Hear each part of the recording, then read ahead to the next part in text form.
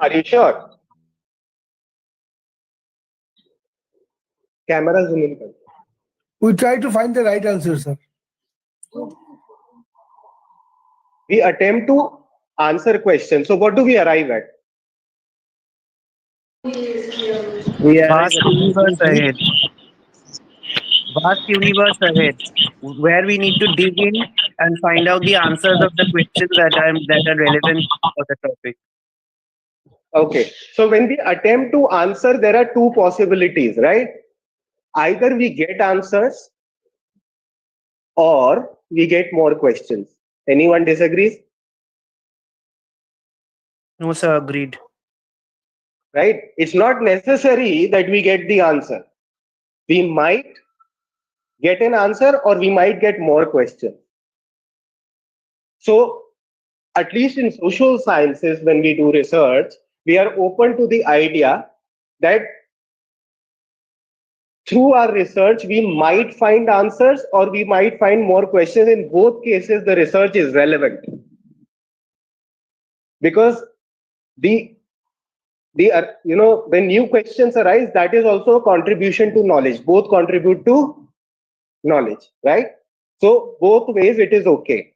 Right now, in order to, when we attempt to answer questions, whether we arrive at answers or whether we arrive at questions, in research, we need to back it up with something called logic and evidence.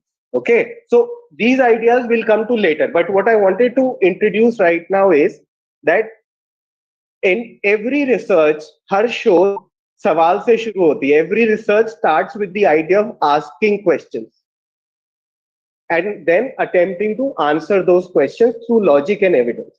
So ये एक layman terms में अगर हम research को मैं definition नहीं कहूंगा या किसी को explain करना चाहे किसी आम आदमी को भी कि research क्या है, तो research सवाल पूछना, उन सवालों के जवाब ढूंढना, चाहे जवाब मिले या और सवाल मिले, उसको लॉजिक से और उसको एविडेंस से बैक करना. एक लेमैन टर्म्स में this is what is research in social science in layman terms. Technically, what you people were saying, all of that is there. You identify an issue or find a problem, then review literature on that, arrive at research gaps. Through that, you formulate your objectives, you arrive at research question. वो सब technical है. Layman terms में research ये है. Now, does anyone disagree that eventually research is about quest for knowledge? Why do we do research?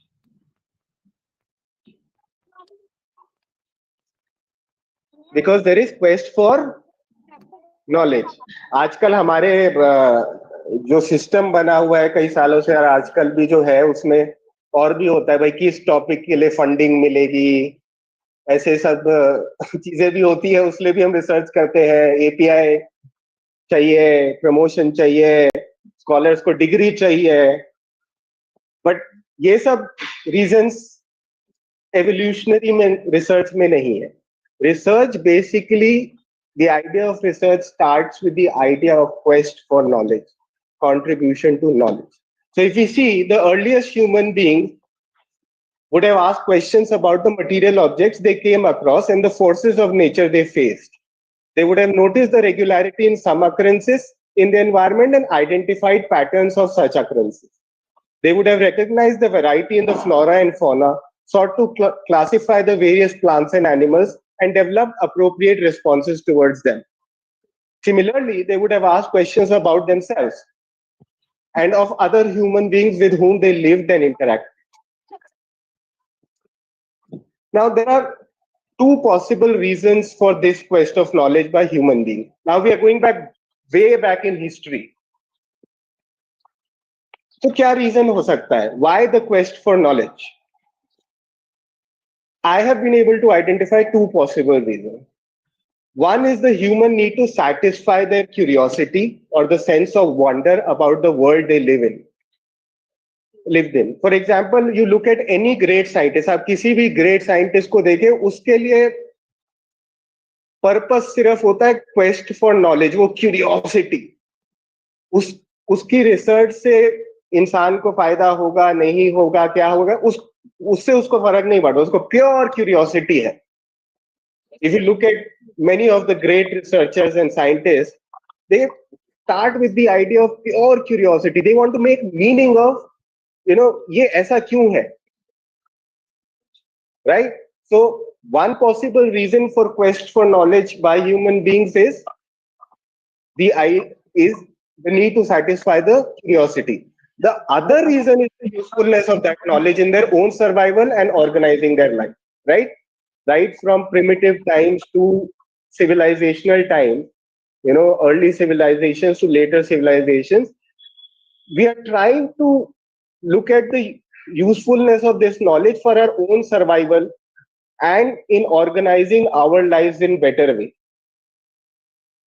Now, this knowledge is in the form of either ideas and beliefs or recipes and skills for appropriate action in given situation. Anybody who disagrees or can think of another reason why there is quest for knowledge by human beings? Sir, actually, this is Dr. Ajay. I mean, I'm Yes. not disagree on these points, definitely, but I would be like, I may, if I could be, I may suggest that second one would be the first, and then first one would be the second. I am not grading them. I am not ranking them. Okay, मैं okay, इनको नहीं okay. Because if you looks about the synchronizing, then I can say that the second one would be the first, because you know, like needs of human would be the given more priority than curiosity. Definitely curiosity would be there, but the हाँ, positions would be second. देखो, एक reason हो सकता है, दूसरा किसी का reason सिर्फ क्यूरियोसिटी हो सकता है, किसी का रीजन सिर्फ यूजफुलनेस हो सकता है, किसी का दोनों हो सकता है, सबके अलग अलग परम्यूटेशन कॉम्बिनेशन हो सकते हैं ये फर्स्ट और सेकंड रीजन की. जो लोग दोनों रीजन से भी कर रहे हैं उसके परम्यूटेशन कॉम्बिनेशन हो सकते हैं. अब इस सवाल को अगर जैसे आपने कहा नहीं वो पहले होगा, when a baby is born, through the sensory experience, what is the baby trying to do? It is simple curiosity there. वहां पे वो नीड और वो सब उसके दिमाग में आ रहा है. नहीं. तो कौन सा पहले है कौन सा बाद में है, वो इसमें कोई रैंकिंग नहीं है. So anyone can be, but these are the two possible reasons. Can anyone think of any other reason? Because I cannot. But people can think of probably other reasons why human beings have this tendency for quest for knowledge. Why do we, go toward generating knowledge, or which we present in the form of ideas, beliefs? Anybody else? Any reason? Anybody disagrees that these cannot be the reasons for quest for knowledge?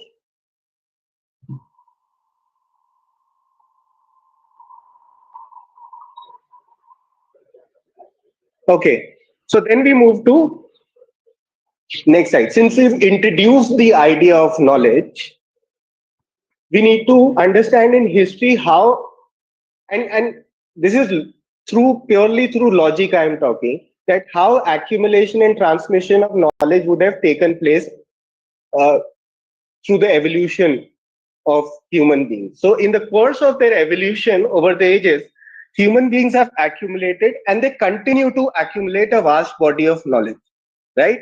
We keep on doing that still. Therefore, we keep on doing more and more research.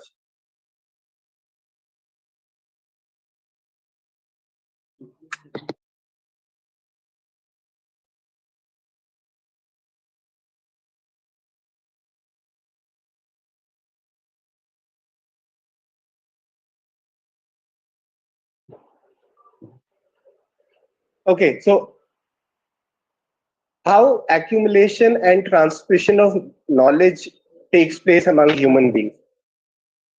Interacting with each other, human beings have organized knowledge into categories, either in terms of dichotomies, edible, inedible, ये हम खा सकते हैं, ये हम नहीं खा सकते हैं, harmless, harmful. These are dichotomies, male, female, us, them, right? Either we organize this knowledge into categories in terms of dichotomies or as classifications. For example, color, length, distance, size, right? This is how we accumulate and transmit knowledge.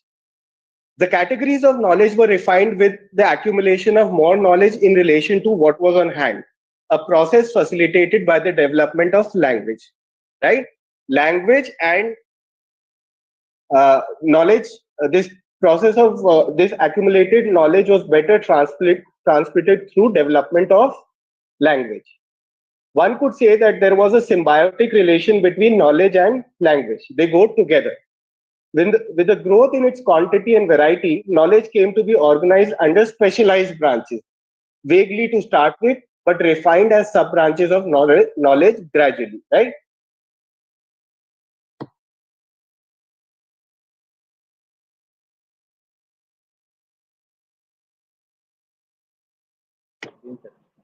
Okay, so there is another technical problem.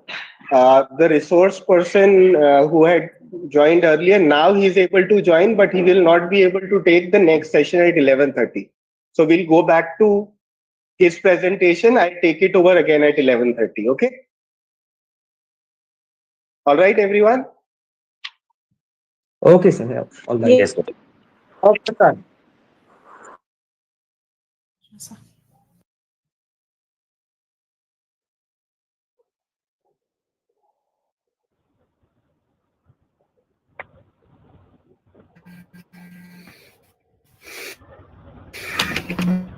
I think Professor Kameshwar sir has joined the meeting. So, sir, requested to continue.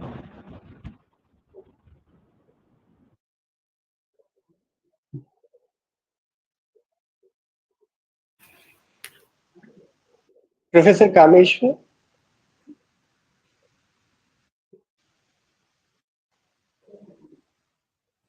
Professor Kameshwar.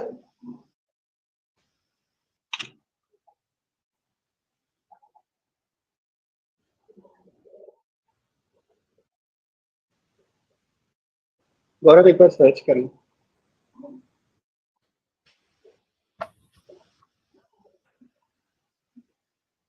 আপনি এবাৰ সুধি লওক সুৰেশ আপুনি start কৰিব পাৰিম তোমাৰ screen তুমি চেষ্টা করো তুমি বন্ধ করেছো না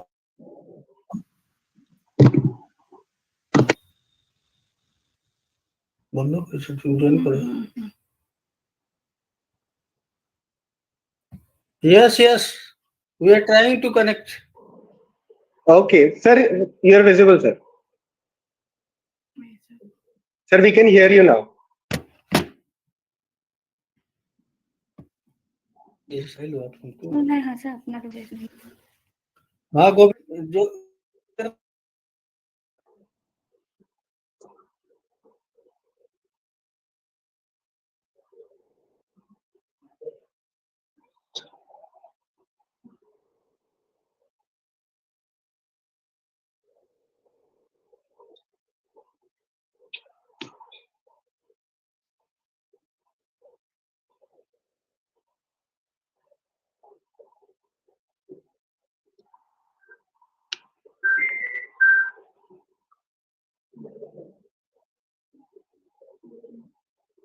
Sir, are you there?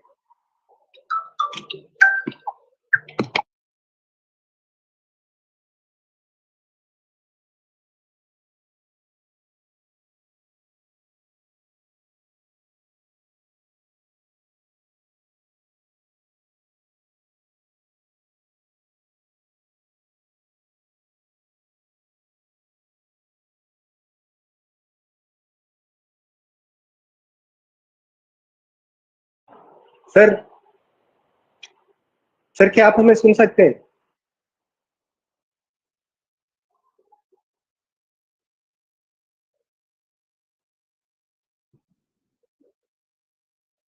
Sir क्या आप हमें सुन पा रहे हैं सर?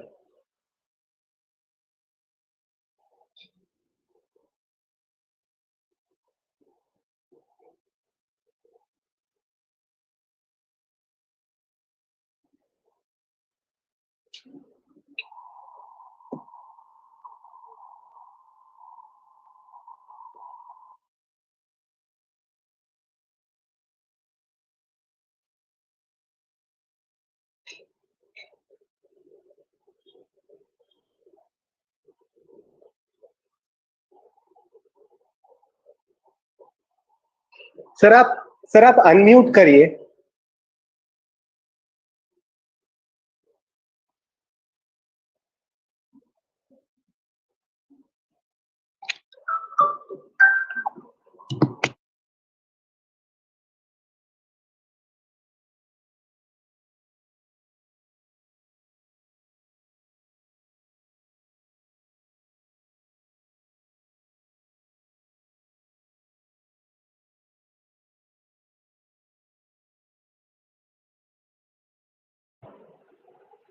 सर आप हमें सुन पा रहे हैं? आप एक बार अनम्यूट करिए.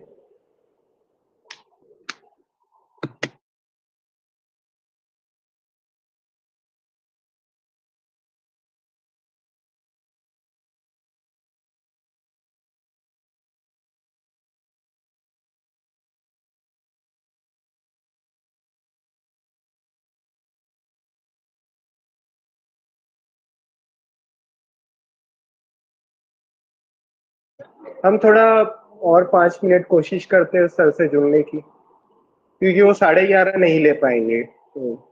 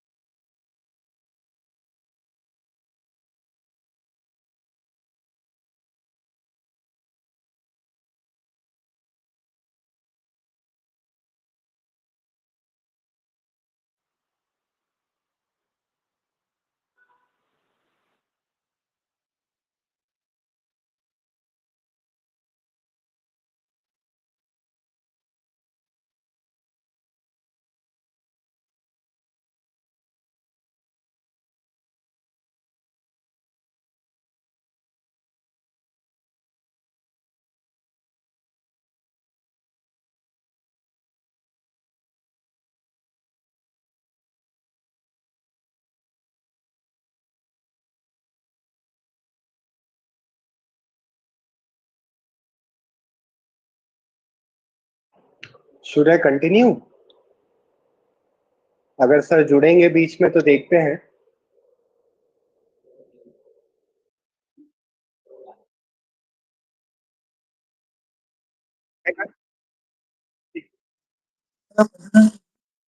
During the questions.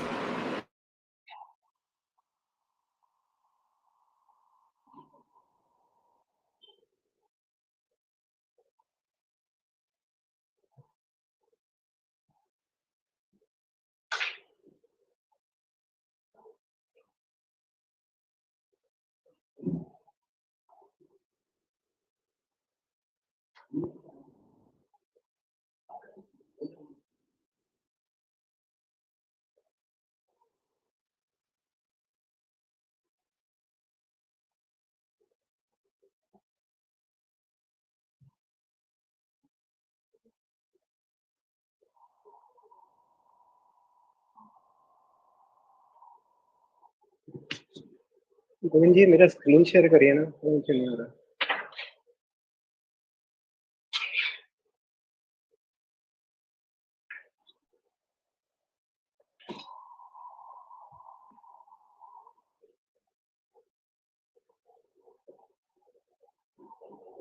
कैमरा दिख रहा है.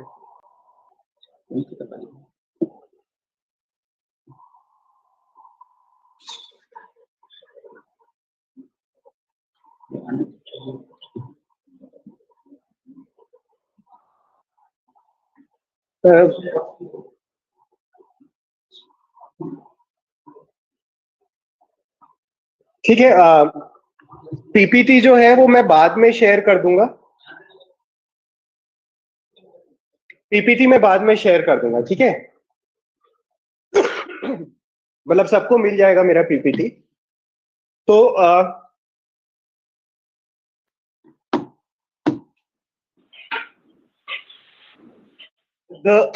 so we were talking about accumulation and transmission of knowledge। तो जब जैसे जैसे नॉलेज डेवलप हुई, हमने उसको ऑर्गेनाइज करना शुरू किया, तो हमने उसको कैटेगराइज किया।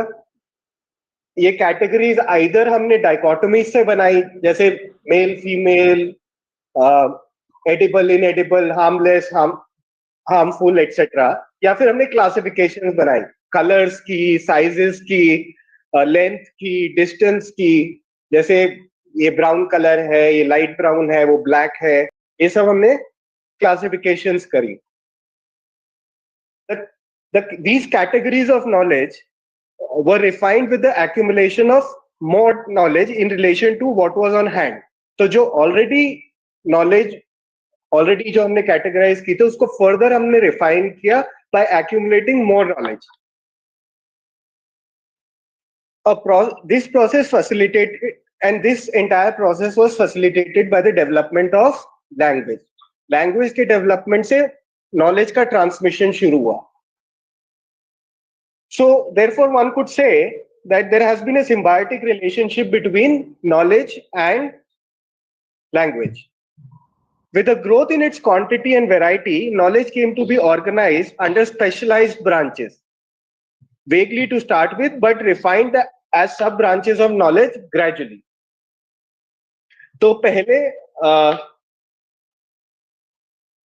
जितना हम लोग नॉलेज हमारा बढ़ता गया और एक्यूमुलेट करते गए और उसका ट्रांसमिशन होता गया, तो हमने उसको स्पेशलाइज्ड ब्रांचेस में कैटेगराइज करना शुरू किया। जैसे फॉर एग्जांपल, पहले एक मदर डिसिप्लिन होता था philosophy, right.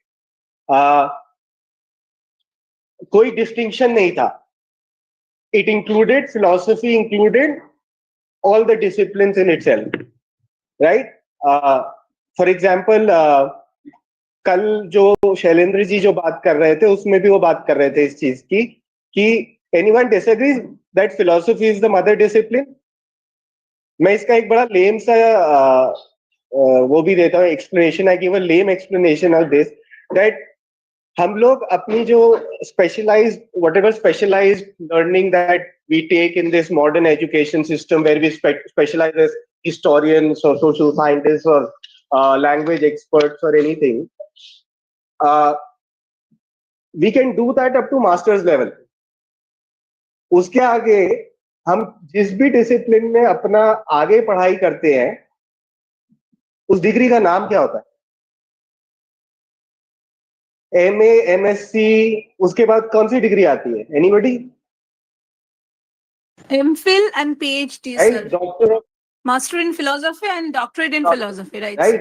So philosophy is the mother discipline. From that, later specializations, categorizations were made into, first into humanities and science, then languages and social science।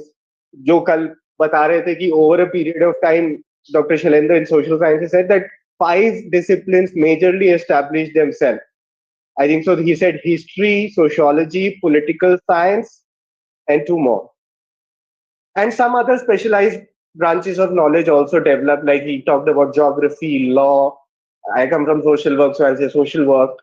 So the specialization started as more and more knowledge was accumulated and transmitted. We started to create these specializations in knowledge।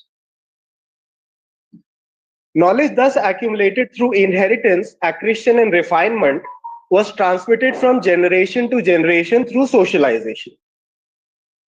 In the simple societies of the past, socialization was very informal। The adults passed on to the children the knowledge and skills they thought relevant and useful, right? पहले की societies में generation to generation knowledge का transmission कैसे होता था? बड़े बच्चों को ट्रांसमिट करते थे वो नॉलेज, बड़े बच्चों को सिखा देते थे, और बहुत इनफॉर्मल तरीका होता था। और कहीं ना कहीं वो ये सिखाने की कोशिश करते थे कि क्या रेलेवेंट है, क्या यूजफुल है, जो अजय जी पहले कह रहे थे कि he will put usefulness before curiosity. तो in simpler societies in the past, this knowledge transmission took place from one generation to another generation through informal uh, uh, uh, socialization by adults to the children. When the body of knowledge increased and became more complex, socialization became more formal, and special institutions came into existence for this purpose, such as Gurukul bane, universities bani, monastic orders बने, trade guilds बने, schools बने, colleges बने. So these distinct institutions for generating new knowledge and refining the existing knowledge were established. तो जैसे जैसे body of knowledge became more and more complex, हम और ज्यादा शोध करते गए और ज्यादा knowledge accumulate करते गए, तो पहले जो एक informal system of socialization था, जो आज भी है, हम डिनाई नहीं कर रहे, आज भी बच्चे बड़ों से सोशलाइजेशन के थ्रू बहुत कुछ सीखते हैं. कोई सोशियोलॉजी बैकग्राउंड से, someone from sociology background would understand और explain that to us in a better way that socialization is still a form of learning. But जैसे जैसे the body of knowledge became vast and more complex, what happened was that we started setting up specialized institutions for them. तो हमारी Indian tradition में गुरुकुल बने, monastic orders बने, monasteries बनी. उसके बाद जैसे जैसे मॉडर्निटी आती गई, जो कल की एक बड़ी खबर थी, क्या कह रहे थे कि कॉलोनियल का हिंदी वर्ड क्या होता है? हाँ, उपनिवेशवाद से हमें कल प्रधानमंत्री जी ने कहा कि उपनिवेशिक सोच से हमें अगले 10 साल में निकलना है. We need to give up colonial thinking in education especially. तो जैसे जैसे अंग्रेज आए, उनका एक यूनिवर्सिटी सिस्टम था, यूरोपियंस व्हेन दे इन्वेडेड, तो यूनिवर्सिटी सिस्टम जैसा उन्होंने एस्टैब्लिश करने की कोशिश की.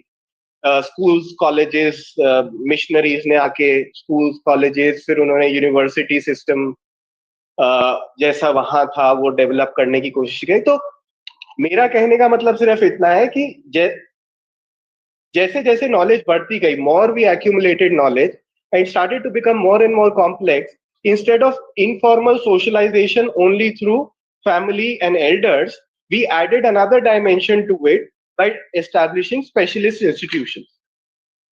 गुरुकुल से लेके आजकल की यूनिवर्सिटी तक हम अगर देखें तो.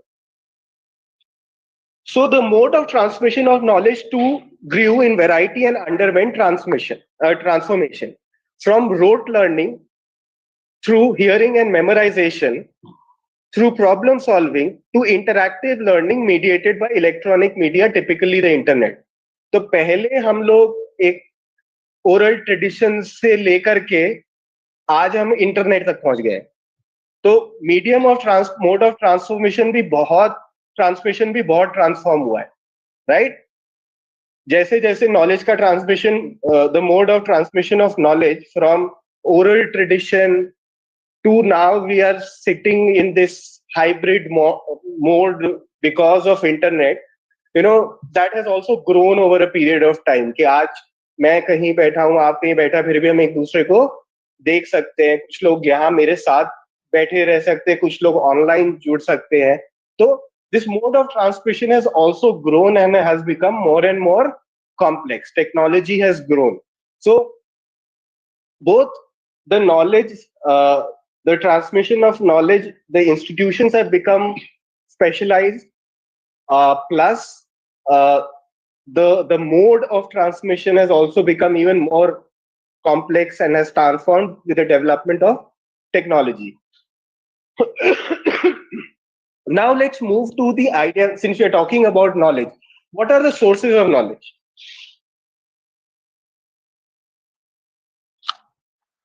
What are the sources of, I need some participation from the participants.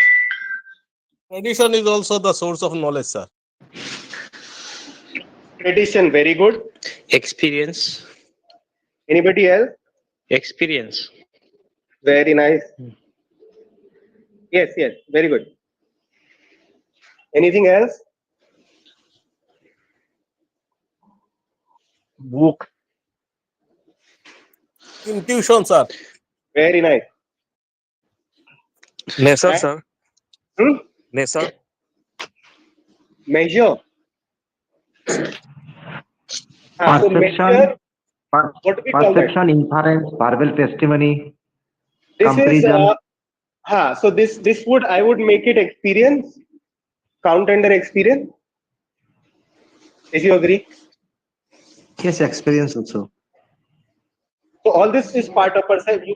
We perceive, for perception we need to have that experience, Tradition right? and culture, sir. Tradition and culture. Tradition Tradition and and culture. culture. Yes, tradition, culture and religion. I'll put them together if you agree. Logical reasoning.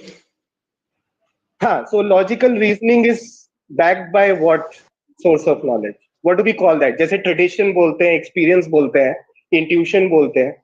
इसको हम लोग modern western जो Sir, nature also, nature.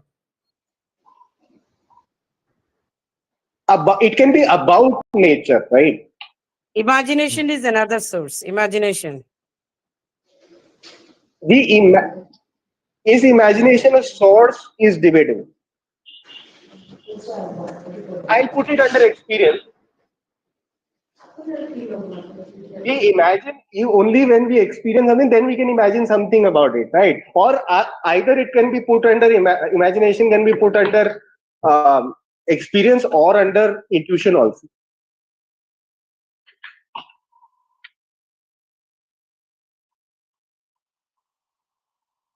Somebody said logic, somebody said measurement.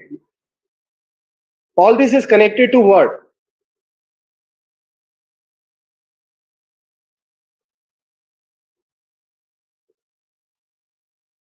All this is connected to what?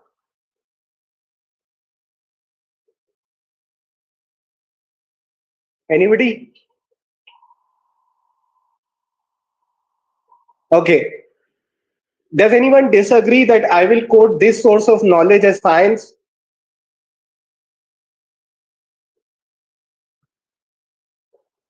Anybody agrees or disagrees? कुछ बोल दीजिए बीच में ताकि मुझे पता रहे.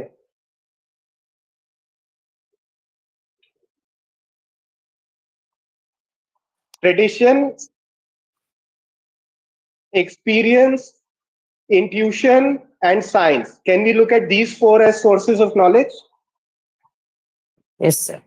We can. Yes, Science only, sir. Yes, Science sir. for truth. Yes, sir. Science Dr. not just for truth, sir. Yes. So it's a Truth source of is- knowledge. Truth is also knowledge, sir. When we find the truth, that adds to our knowledge. Right? So science is a source of knowledge or not? Yes, sir. Yes, sir. Sure. If we consider science as a source of knowledge, then what about the other streams like humanities, social science? Not about So- this. Yeah, this science is not. I'm not talking about the natural science or the applied science. Anything.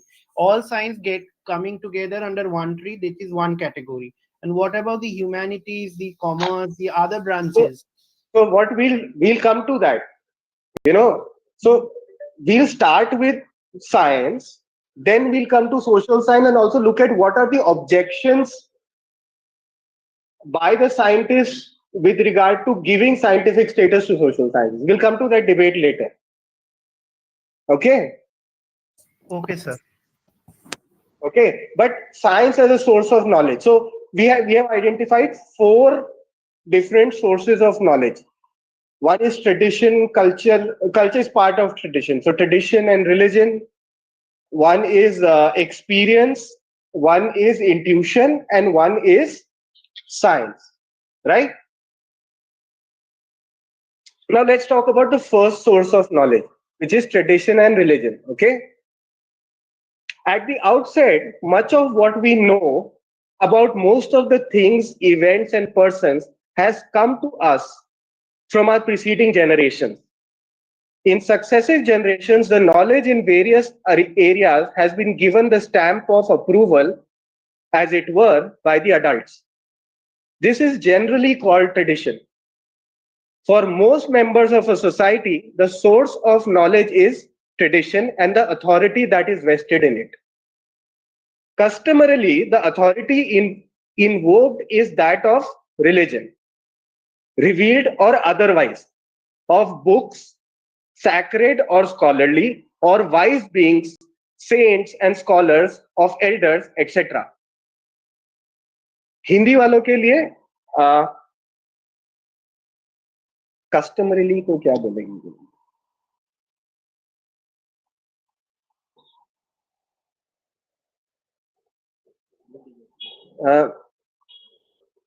ये जो tradition को आगे बढ़ाने की उसके through knowledge को आगे बढ़ाने की जो अथॉरिटी है वो हम इन्वोक करते हैं either through religion, right? Religion में भी दो हैं, दो तरीके आप एक फर्क निकाल सकते हैं. जैसे वेस्टर्न रिलीजन जो है वो रिवील्ड रिलीजन है कि and they came to the followers of that religion through some prophet, right? और हमारे जो रिलीजन है, हम इंडियन ट्रेडिशन में, इंडियन फिलॉसफी में जब हम वेदों की बात करते हैं और हिंदू टेक्स्ट की बात करते हैं तो उसमें रेवलेशन कम है. उसमें ये है कि हमने जैसे वेदों में इन ह्यूमन और नेचर का संवाद है. तो इसलिए मतलब जब मैं यहाँ पे मैंने आप में से कोई सवाल उठा सकता है और उठाएगा, मुझे लगता है कि हमारा जो ट्रेडिशन और रिलीजन है उसमें तो साइंस इनबिल्ट है, तो आप अलग क्यों कर रहे हैं? हमारे में तो हम लोग दर्शन और साइंस सब साथ लेके चलते हैं. तो वो एक डिबेट है. बट ये जो क्लासिफिकेशन है, क्योंकि मेरी ट्रेनिंग मॉडर्न है इसलिए मैं पहले ही डिस्क्लेमर दे रहा हूँ, this classification is probably done in the context of western religions where the idea of questioning the ultimate authority was not there. हमारे ट्रेडिशन में ये था. तो उस ट्रेडिशन में you cannot question the ultimate authority, right? तो इसीलिए science ने उसको enlightenment के through science tried to present a contrary view, that because that religion is based on faith but science is based on doubt. They question the idea of faith itself. Okay. कुछ scientist और social scientist और कुछ लोगों ने agree किया, but इसका मतलब ये नहीं है कि सब लोग ये भी मान लेते हैं कि साइंस ही सब कुछ है. आज तक आप किसी भी सोसाइटी में चले जाइए, ट्रेडिशन और रिलीजन की अपनी महत्वता है. कभी उन्होंने यूएसएसआर में कोशिश की थी रिलीजन को दबाने की, कुछ नहीं कर पाए. It sprang back to life, right? So tradition and religion is part of our life and therefore is part of our knowledge system. Okay, we are not questioning that idea, but so as a source of knowledge, I'm trying to explain, customarily we invoke this authority of tradition into religion, into our elders, into saints, scholars, sacred books, right? वेद हो या कुरान हो या Bible हो, इसमें हम उसकी authority देते हैं उस नॉलेज की. For example, a revealed religion is based on the revelation by God to human of ideas that he or she would not have arrived at by her or his natural reason alone. Religion in which the existence of God depends upon revelation include Judaism, Christianity, and Islam. There are some illustrations of revealed religions. There are, however, religions which are not based on such revelation and they not even refer to the idea of God. Example, Buddhism, Jainism, and some forms of Brahmanism, from which these two have arrived. Okay, so जो गोविंद जी जब session लेंगे तो वो उसमें बात करेंगे कि वैदिक there are forms of Brahmanism. Brahmanism word सही है कि नहीं मैं नहीं जानता, पर जैसे शंकर अद्वैत है, ब्राह्मण लिटरेचर, ब्राह्मण लिटरेचर वो कह रहे हैं। तो जैसे अद्वैत हुआ, जिन्होंने वेदों की अथॉरिटी को पूरी तरीके से माना, और वेदों में जो संवाद है ह्यूमन और नेचर का बहुत संवाद है। ऑल वैदिक फिलोसफीज, हाँ, वो जो आस्तिक और नास्तिक वाला कॉन्सेप्ट है कि जिन्होंने वेद में पूरी तरीके से माना, वो आस्तिक फिलोसफीज निकली। बट वेदों में तो संवाद, हमारे वेद रिवील्ड नहीं है, मतलब ऐसा नहीं है कि हमारे ये ऋषियों ने और ऋषिकाओं ने नेचर के साथ संवाद करते हुए लिखा है ना, लिखा नहीं है, सुना है। सुना है और Just दर्शन किया है, और वो जो दर्शन है वो एक्सपीरियंस किया है और उन्होंने उसके बेसिस पे लिखा। तो इसका एक डिस्टिंक्शन मैं इसलिए कह रहा हूं कि जैनिज्म बुद्धिज्म जो है वो नास्तिक उसमें जाते हैं क्योंकि उन्होंने वेदों की अथॉरिटी को शायद पूरा नहीं माना है। बट आप अगर जैन फिलोसफी देखेंगे, बुद्धिस्ट फिलोसफी देखेंगे, तो उसमें बहुत कुछ वेदों से ही लिया हुआ है या उसी का इंटरप्रिटेशन है, बट पूरी तरीके से अथॉरिटी नहीं मानी है। उसको प्रमाण के रूप में नहीं माना। हाँ, उसको उन्होंने प्रमाण के रूप में नहीं माना है, बट अद्वैत जैसे हुए उन्होंने उसको, या मीमांसा, उन्होंने उसको प्रमाण के रूप में माना है। तो बट ये जो हमारी ये जो ट्रेडिशंस है, चाहे हमारे some forms of Brahmanic literature, मतलब या फिर हम जैनिज्म की बात करें या बुद्धिज्म की बात करें, ये सारे के सारे रिलीजन्स वेस्टर्न रिलीजन से अलग है क्योंकि ये रिवील्ड नहीं है। वेस्टर्न रिलीजन है वो रिवील्ड है, ठीक है, and they were revealed by God and trans to a prophet and move forward. तो इसलिए एक चर्चा मैं और गोविंद जी पीछे कर रहे थे कि क्या हम आस्तिक और नास्तिक को इंग्लिश में थीस्ट और एथीस्ट कह सकते हैं कि नहीं?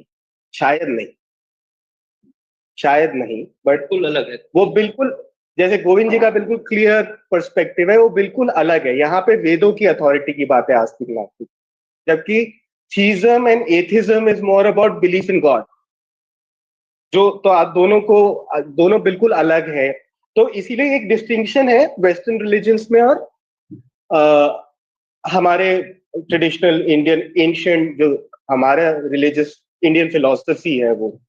इनफैक्ट अभी कुछ जिस दिन कृष्ण मोहन झा जी का सेशन था, तो रिलीजन का और धर्म में कोई वो है ही नहीं। Dharma is something else.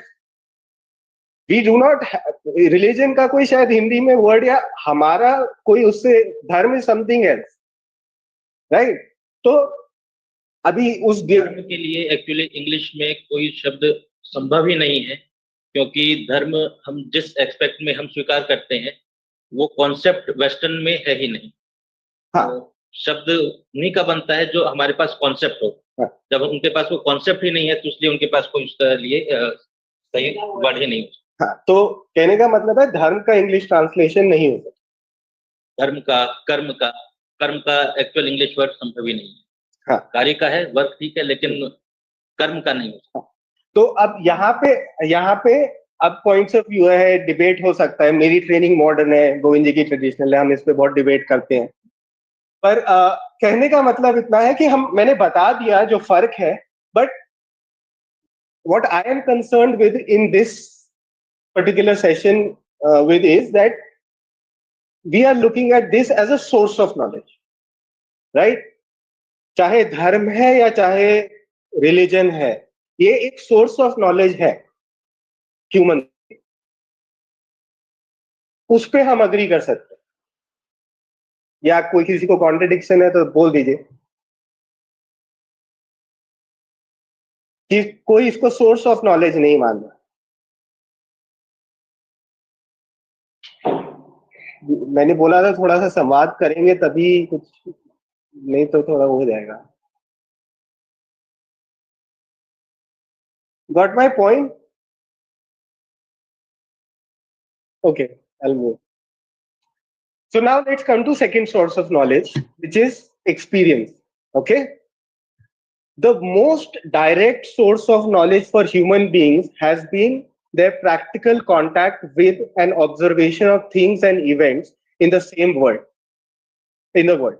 This direct contact is popularly called experience, and the knowledge obtained from it is called experiential knowledge.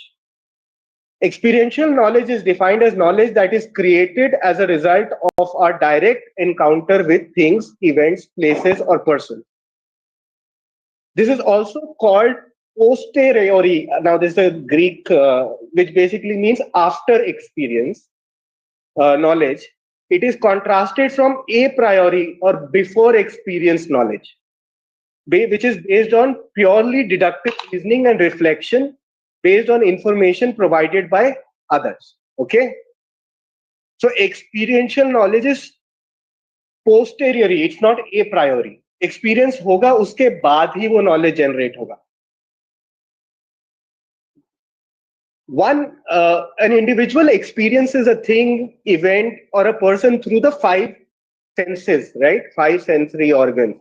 Hearing through the ears, sight through eyes, smell through the nose, taste through the tongue, and touch through skin, right?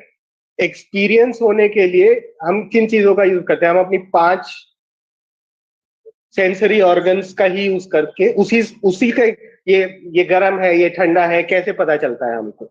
We use our sensory organs to determine. So experiential knowledge के लिए sensory organs then becomes a given condition. If there is deficiency in any of the sense organs, or if they malfunction for any reason, the experience through that organ will result in distorted knowledge. This distortion will be reflected on the description of experience by such a person. अभी Covid हुआ था तो काफी लोगों को Covid होने से उनका स्मेल और टेस्ट चला गया था. तब वो खाने का वो एक्सपीरियंस कर सकते हैं, छोले भटूरे खाए या जैसे मेरा फेवरेट है तो मैं वो कोट कर रहा हूँ, बट जो भी खाया वो उसका एक्सपीरियंस अलग था एज कम्पेयर टू जब वापस टेस्ट बड्स आ गए, कोविड मतलब क्योर हो गया और उसके बाद तो वो एक्सपीरियंस. तो अगर कोई भी डेफिशिएंसी होगी तो एक्सपीरियंस बदल जाएगा, वो डिस्टॉर्ट हो जाएगा. Okay. However, with medical intervention at AIDS, such deficiency and malfunctioning can be rectified to a lesser or greater extent. Covid का इवेंचुअली वैक्सीन बना लिया, जो भी था, या वो अपने आप ही, it was very magical virus, वो अपने आप ही चला जाता था, आता भी अपने आप था, जाता भी अपने आप था. तो ये जो deficiency, the only point I making is कि ये जो डेफिशिएंसी अगर हो जाए किसी सेंसरी ऑर्गन में तो वो रेक्टिफाई हो सकती है. एंड टुडे तो medical science has progressed to an extent कि बहुत ज्यादा हियरिंग एड्स और वॉकिंग स्टिक्स, बहुत कुछ डेवलप हो रहा है. Okay. So experience as a source of knowledge, the point that I'm making is it is एक बार एक्सपीरियंस होगा अपने थ्रू सेंसरी ऑर्गन्स के थ्रू, उसके बाद ही वो जनरेट है. हाँ, yes doctor Bharati. Doctor Bharati. Yes, sir. For acquiring the experiences, sir. For acquiring the experiences, is an ambience environment is required or not, sir? What is the word? For acquiring the experiences. Proper environment is required or not, sir? Of course it is required. Vacuum में तो नहीं होगा ना.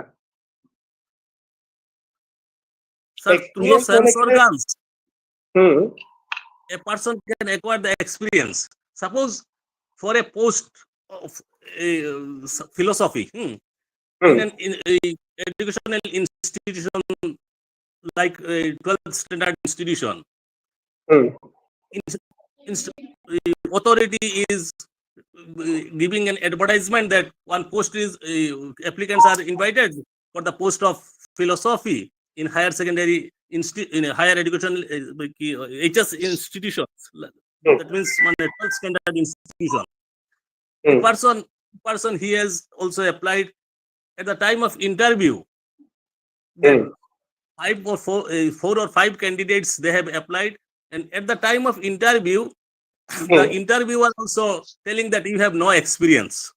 In another institution, like this, he also applied and he is also denied that you have no experience. So Hmm. if a person is not given opportunity to acquire the experiences, how the experiences is to be developed, sir? So, sir, you are talking about experience in terms of in that occupation, how many years you have served. We are talking about Yes, sir. Yes, sir. experience. Yes, sir. We are talking about experience in terms of knowledge. Experiential knowledge कैसे होती है? महसूस करके, देख के, सुन के, right? Interact करके. अब उसके लिए सेंसरी, हम वो एक्सपीरियंस की बात नहीं कर रहे हैं. अब वो बड़ा प्रॉब्लमैटिक है जो आप बोल रहे हैं ना. हो सकता है फिलॉसफी को पढ़ने का जिस इंसान को नौकरी अभी तक नहीं की है शिक्षक की, प्रोफेसर की, has not work, zero experience in that term, but his or her experience of studying philosophy might be much more great than someone who's already been serving as a teacher for 5 years. अब वो जो interviewer है ना, वो उसका problem है, वो उसका प्रॉब्लम है, वो एप्लीकेंट का प्रॉब्लम नहीं है. बट मैं ये डिस्टिंक्शन कर रहा हूं कि हम एक्सपीरियंस की जब बात करें, we are talking about experience in terms of as a source of knowledge. Okay, that is the connotation of experience here, experiential knowledge. Okay, which is obtained through or accumulated through our sensory organ. Next is intuition. अब कुछ लोग मानते हैं, कुछ लोग बिल्कुल इसको discard कर देते हैं, बट कुछ लोग मानते हैं. Some individuals claim the ability to know something without using the 5 senses of hearing, sight, smell, taste, and touch. Such an ability, which cannot be explained in terms of normal perception, reasoning, and inference, is popularly described as the sixth sense. हम लोग वो sixth sense की बात करते हैं, एक movie भी आई थी. And is technically term, इसका technical term sixth sense का होता है intuition. The knowledge resulting from such an ability is called intuitive knowledge. Unlike experience, intuition cannot be attributed to any particular organ in human body, and its claims are even more difficult to explain convincingly. It is described as involving a sense of knowing without knowing how one knows. A process based on the unconscious processing of information by the brain. Okay, so that is intuitive knowledge or intuition as a source of knowledge. अब इसमें बहुत सारे लोगों के disagreement है. Experiential knowledge को लेके कम disagreement है, इंट्यूशन को लेके बहुत डिसएग्रीमेंट. राइट, अगर मैं आपको कन्विंस करना चाहूँ किसी चीज को लेके, कि मैं आपसे बोलूं कल से आप लोग रोज सुबह उठ करके छोले भटूरे खाइए और आप 100 साल जिएंगे. अब मेरे पास कोई इसका वो मैं प्रमाण या किसी सेंसरी उससे मैं दे नहीं सकता. मैं बस बोलूं मेरे को इंट्यूशन कि जो भी रोज सुबह उठ के छोले भटूरे खाएगा वो 100 साल जिएगा. अब कोई मानेगा? इसमें बहुत सारे डिबेट्स क्रिएट हो जाएंगे ना. So intuition, but then some people do believe in it as a source of knowledge, sixth sense, आभास होना, knowing something without actually knowing how he or she knows that. So that is there. Yes, somebody wants to raise something.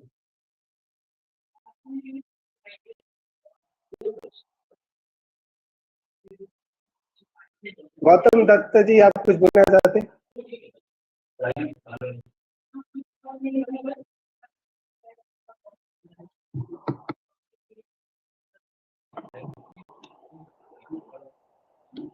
So now let's come to the last source of knowledge, which is science. Okay. अब ये जो distinction आया मैं दोबारा से clear कर रहा हूं. साइंस को how science is distinct from as a source of knowledge from tradition and religion, then experience and intuition. ये बड़ा modern western conceptualization hai, which started with this whole in history in 19th century we start talking about 18th century 19th century we start talking about enlightenment. ये बहुत Eurocentric concept है. वो जो जब enlightenment, क्योंकि वो लोग डार्क एजेस में थे, तो जब एनलाइटनमेंट हुआ तो ट्रेडिशन की नॉलेज को क्वेश्चन किया गया, एक्सपीरियंशियल नॉलेज से भी साइंटिफिक नॉलेज का फर्क दिखाया गया, इंट्यूटिव नॉलेज से भी साइंटिफिक नॉलेज को अलग किया गया, ये कंपार्टमेंटलाइजेशन हुआ. और ये क्यों जरूरी है ये समझना, why we need to understand this is that this is what dominates the education system in the world till now. For example, the belief in science, which was or the strong the imposition or the hegemonic imposition of science and objectivity and how that was imposed is reflected till now everywhere. हमारे यहाँ भी है. हमारा system आप देख लीजिए. अब आज मतलब बहुत ट्रिवियल सा एग्जांपल दूं तो हम लोग लैंग्वेज और सोशल साइंस वाले, हम लोग थोड़ा, हमारा दर्द है, हम समझेंगे भी कि 90% तक की फंडिंग तो सिर्फ साइंस के लिए है. हमें मिलते हैं करोड़ों के प्रोजेक्ट रिसर्च करने के लिए, हमें तो नहीं मिलते हैं. हमारा बेचारा मेजर प्रोजेक्ट भी 30 लाख तक जाके अटक जाता है. राइट? डू यू एग्री और disagree? Anybody from the Agreed, audience? sir. So the system still dominates the idea of science. It still dominates the education system across the world. Okay, so therefore it is important to know and discuss what do they mean by science. सिर्फ आज हम क्या critic करते जाए, colonial है, ये है, वो है.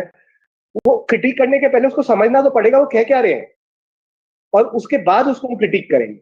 Okay, distinguished from all the three other sources of knowledge that we discussed and forms of knowledge is that generated by science, which is called scientific knowledge. Colonial term hai. Science is different from religion as a source of knowledge. Unlike religion, which rests on faith and belief, science is based on doubt about any knowledge claim. इसका tradition से जो आप knowledge, जो traditional knowledge है उसमें भरोसा होना चाहिए, फेथ होना चाहिए. राइट? साइंस इसको उल्टा देता है. Science says that science is totally based on doubt, tradition is based on faith. अब यहां पे कंटेस्टेशन हो सकता है क्योंकि हमारा जो ट्रेडिशन है, इंडियन ट्रेडिशन, एंशिएंट ट्रेडिशन, उसमें डाउट की बात है, क्वेश्चनिंग से ही जनरेट हुआ है. It's not revealed. Right? So will come to this debate at last. ठीक है, अभी मैं आपको बता रहा हूं कि साइंस को मॉडर्न एजुकेशन सिस्टम में साइंस का क्या मतलब निकाला जाता है, और ये ओमनी प्रेजेंट है. इसका हेजेमोनिक प्रेजेंस हर जगह है. अभी हम जितना भी इससे परेशान हो या अगले 10 साल में, जैसे प्राइम मिनिस्टर ने कहा है कि हमें 10 साल में एक कॉलोनियल सोच से निकलना है,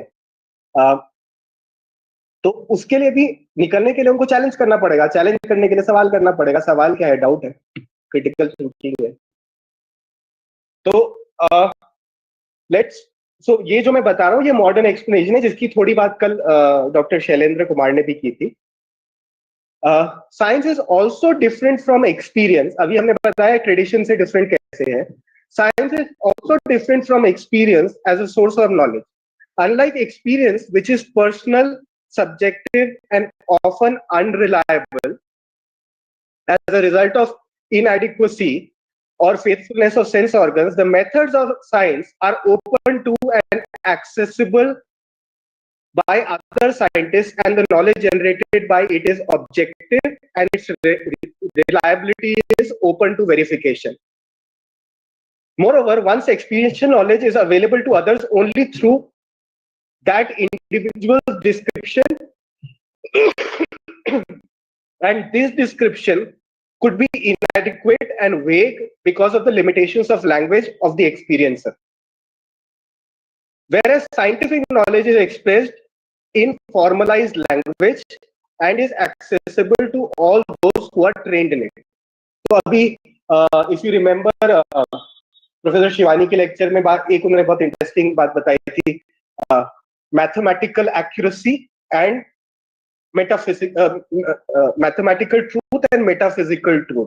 तो यहाँ जितना मुझे समझ में आता है जो मॉडर्न कॉन्सेप्चुअलाइजेशन है साइंस का, उसमें हम लोग उस we are talking about the matter and not the mind, and so we are looking for mathematical truth, we are looking for objective truth. और इसकी लैंग्वेज एक ही होती है, वो 2 + 2 = 4.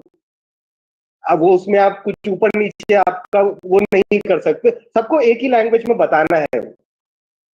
तो अब वो अगर गलत है तो लोग उसको उस पर डाउट रेस करते हैं, क्वेश्चन रेस करते हैं, फिर एक्सपेरिमेंट करते हैं, फिर या तो वो रेफ्यूट हो जाता है या एक्सेप्ट हो जाता है, या तो वो वेरीफाई हो जाता है तो फॉल्सिफाई हो जाता है. तो में से एक चीज हो जाती है, राइट? फॉल्सिफाई होने से फिर कुछ नया सामने आता है. All swans were white till the time first black swan was spotted, right? वो फॉल्सिफाई हो गया कि भाई सारे हंस सफेद नहीं होते, हंस होते हैं. तो वो रिफ्यूट हो गया, right? So science will have a common language which is always open to verification and falsification. Okay? जो experiential knowledge है वो इंसान की अपनी एक subjective है. So Dr. Swastik Sena asked this. No, we'll come to that. What are the objections to scientific status of social science? Right? We'll come to that after this. So experiential knowledge is subjective to that particular individual, और वो उसको आगे अपनी जो उसकी विशेषताएं हैं, गुण है या लिमिटेशन है, उसके थ्रू वो उसको कैसे दूसरों को बताता है, ये उस तक लिमिटेड है. बट साइंस में लैंग्वेज कॉमन है, फॉर्मल है, सबकी वही लैंग्वेज होनी चाहिए. तो जो भी साइंटिस्ट है उसको उसी लैंग्वेज में बात करना है बेसिक. अब सोशल साइंस में ये ऑब्जेक्शन आता है, इस पे आएंगे. Science is also different from intuition as a source of knowledge. Unlike intuition, which can describe neither the process through which the knowledge is arrived at, nor explain its implications, it is a necessary protocol of science to describe the process by which knowledge on a topic is arrived at, and an attempt to explain the knowledge arrived at. Okay? Intuition में बस मुझे आभास हो गया और मैंने कह दिया, इससे ज्यादा कुछ नहीं. साइंस में आप नहीं रोक सकते.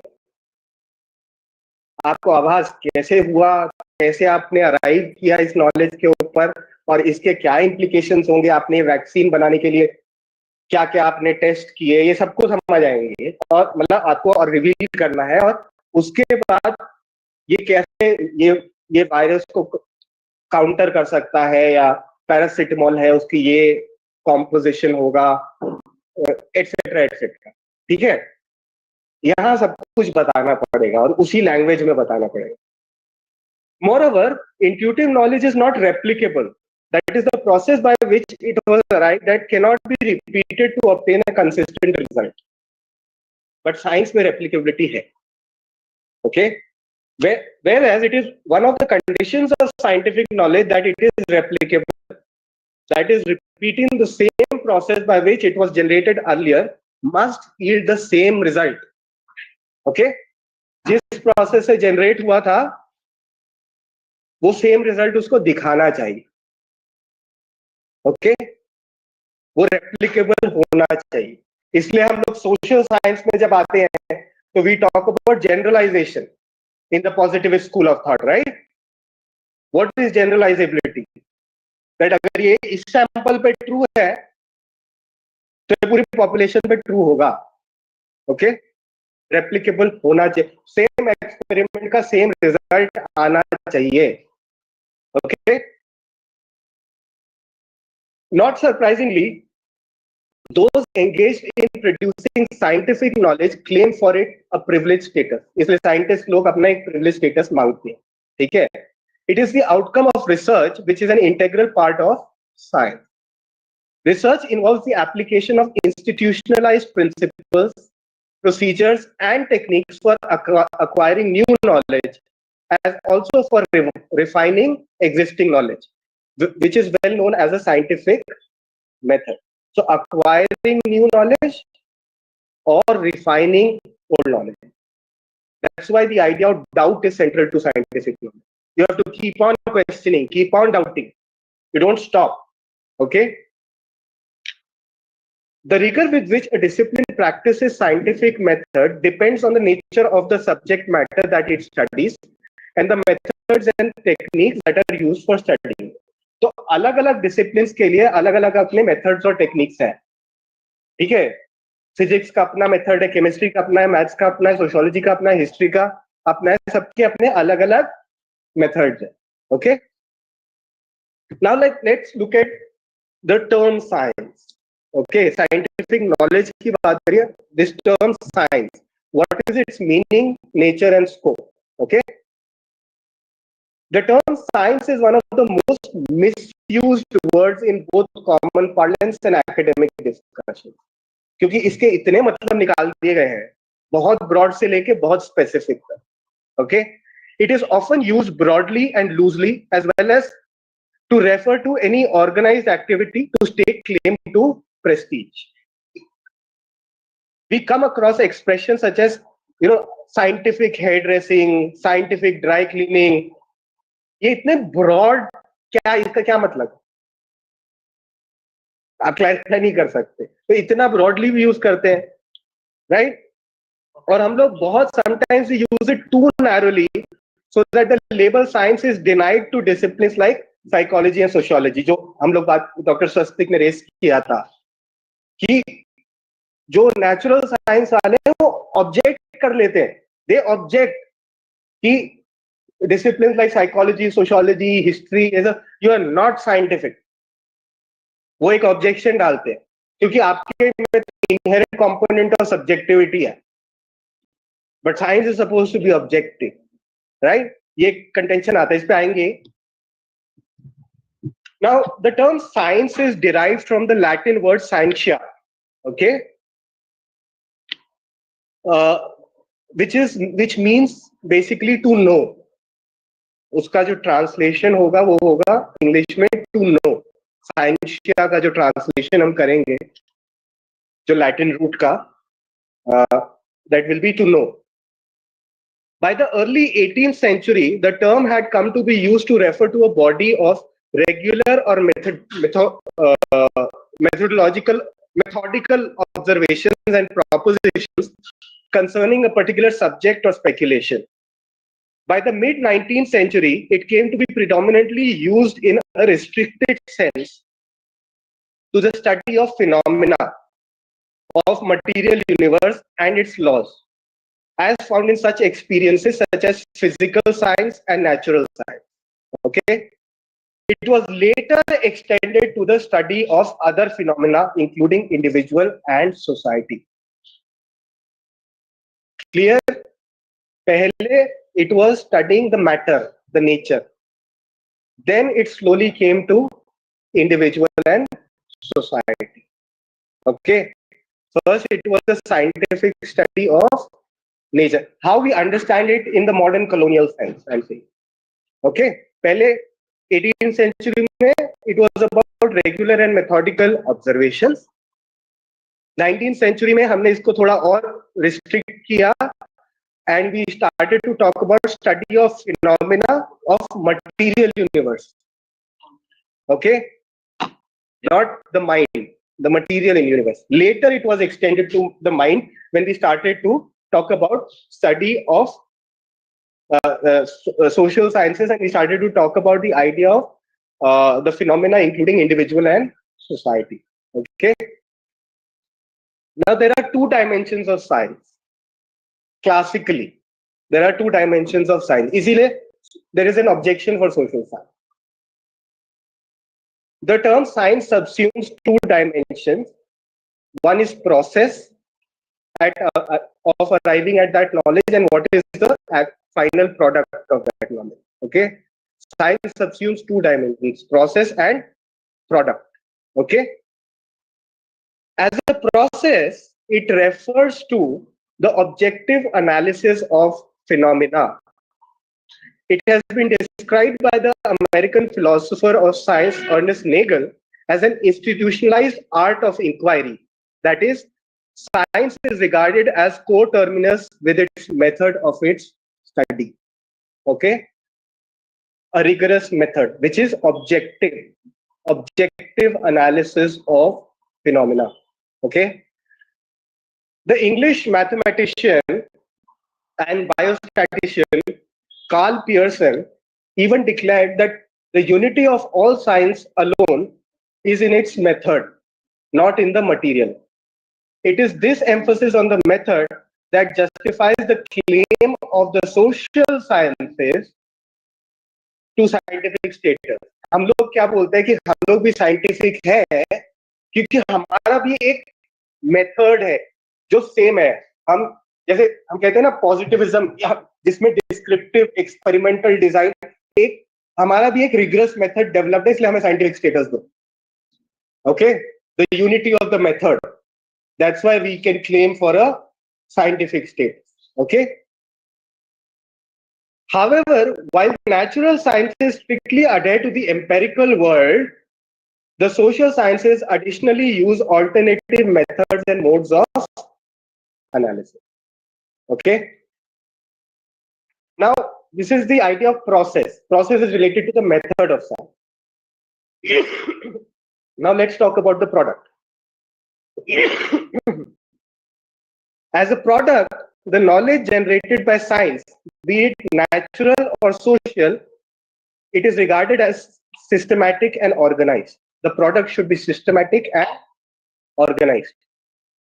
Bits of new knowledge generated or old knowledge refined are integrated into the existing body of knowledge and are consistent with it. If they are not consistent and cannot be integrated, then such knowledge calls for further study. हमने शुरू में बात करी थी research में, you ask questions and you attempt to answer. You either arrive at an answer or you arrive at more questions. The experiment still is valid. Okay. Thus, additionally, the knowledge resulting from science must be characterized by verifiability and testability. That is, science involves the use of verifiable evidence to arrive at a specific conclusion. The sole objective is to arrive at truth. मैं truth का meaning बता रहा हूँ. How do they define truth? Meaning a verified and verifiable proposition about a phenomenon. बुखार में paracetamol खाने से बुखार जाएगा. Verified, verifiable. अगर नहीं जाएगा तो वो इसीलिए वो मेडिसिन कंपनीज आगे आगे और वो दवाइयों में रिफाइनमेंट्स करती रहती है. Right, very truth is meaning verified already through experiment and verifiable. Okay, so truth not in the absolute sense of the term but in the relative sense. Okay, this is because science is an ongoing, that is a necessarily incomplete process. क्योंकि doubt हमेशा रखना. So इसलिए truth is relative. आज है कल नहीं होगा, कल रिफाइनमेंट होगी कल नहीं होगा. ठीक है. These traits distinguish scientific knowledge from other types of knowledge. अभी तक कोई सवाल, कोई कंटेंशन किसी को? ये मैं इसलिए भी कर रहा हूँ, मेरे को भी अभी और 1 घंटा बोलना है, तो 30 मिनट ब्रेक मिल जाएगा. किसी को सवाल?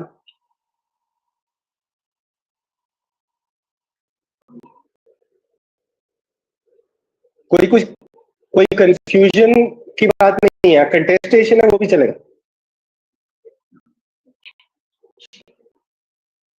Anybody? Dr. Swastik? Yes, sir. So you just stated that in natural science there are options of empirical research where a researcher can do empirics, but in social science also there are scopes of doing empirical research. Is This is it? what this is what I was. This is what I said, that Yes. it is there.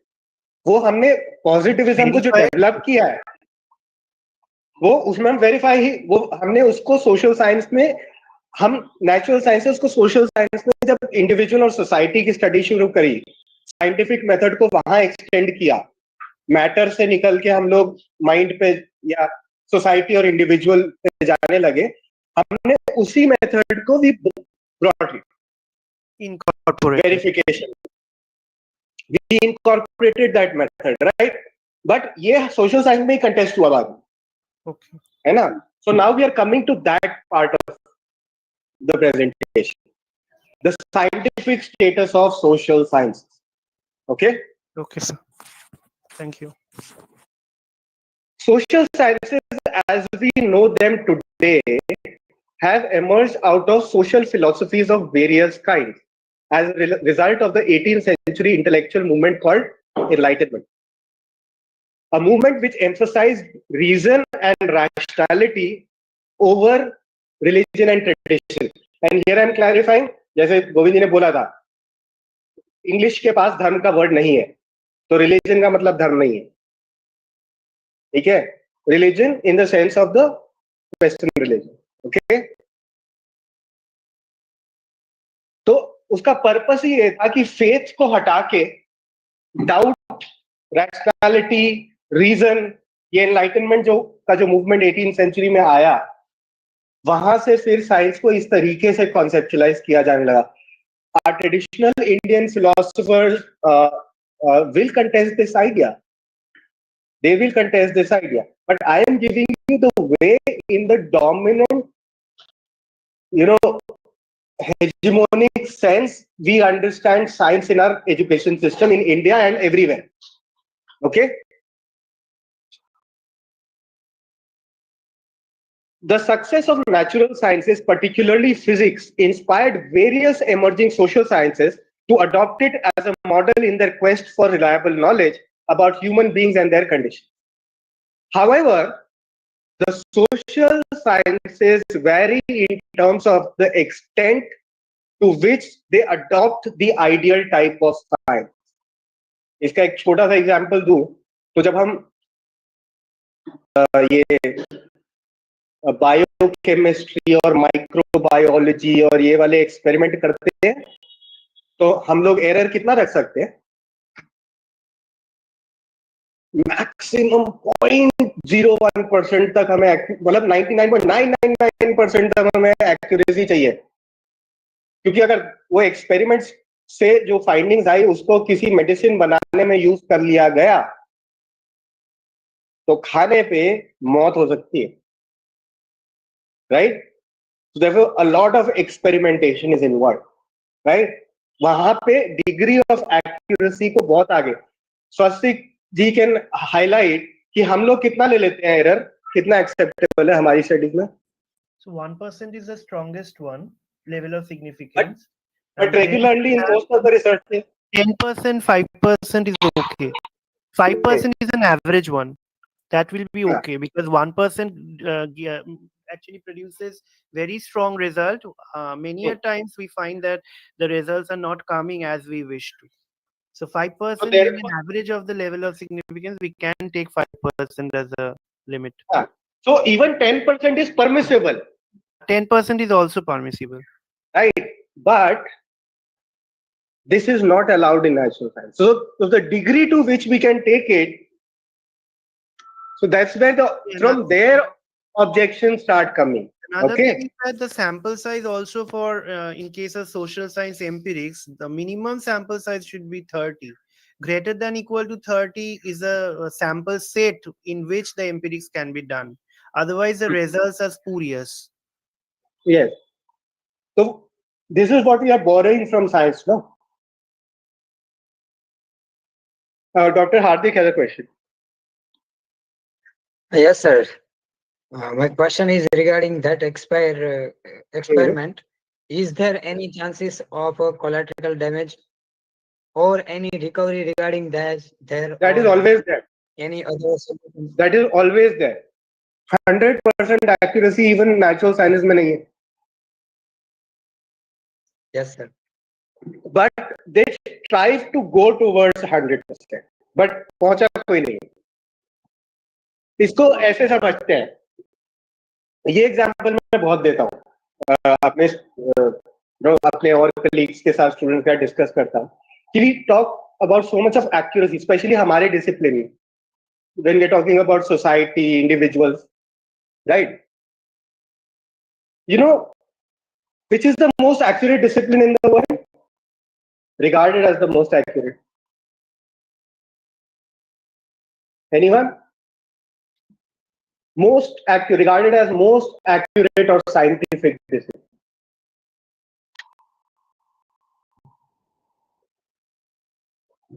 अभी उसका नाम ले रहे थे.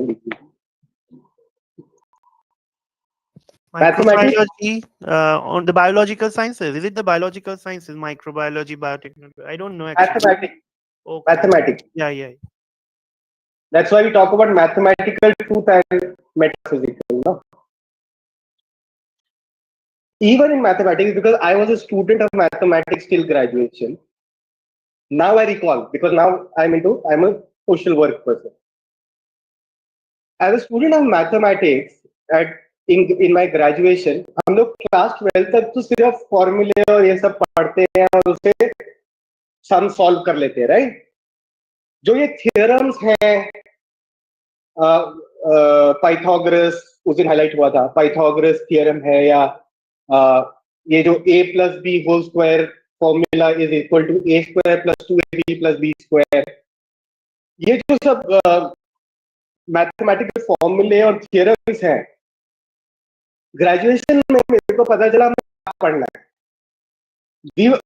As a mathematics graduate हमें वहां पे ये जो सारे थियोरम्स और फॉर्मूले हैं उसके प्रूफ पढ़ाए जाते हैं कि इनको प्रूव कैसे करते हैं कि a plus B whole square is equal to a square plus 2ab plus b. बहुत सरप्राइजिंग था मेरे लिए. अब है, तब तो मैं बहुत इमैच्योर था और मैंने समझा नहीं था.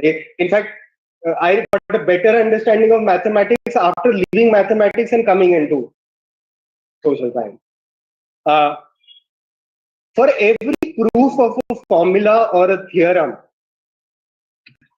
if you look at in mathematics, they assume a negligible quantity called epsilon. उसका एक symbol होता है ऐसे उल्टा, ठीक है?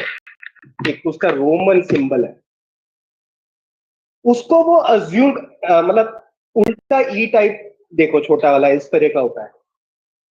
They assume the presence of that negligible quantity on both sides of the equation and then they do their steps. बड़ा logically करते हैं वो स्टेप्स, और फिर वो जो एप्सिलॉन है उसको 2 एप्सिलॉन करके एक ही साइड पे ले आते हैं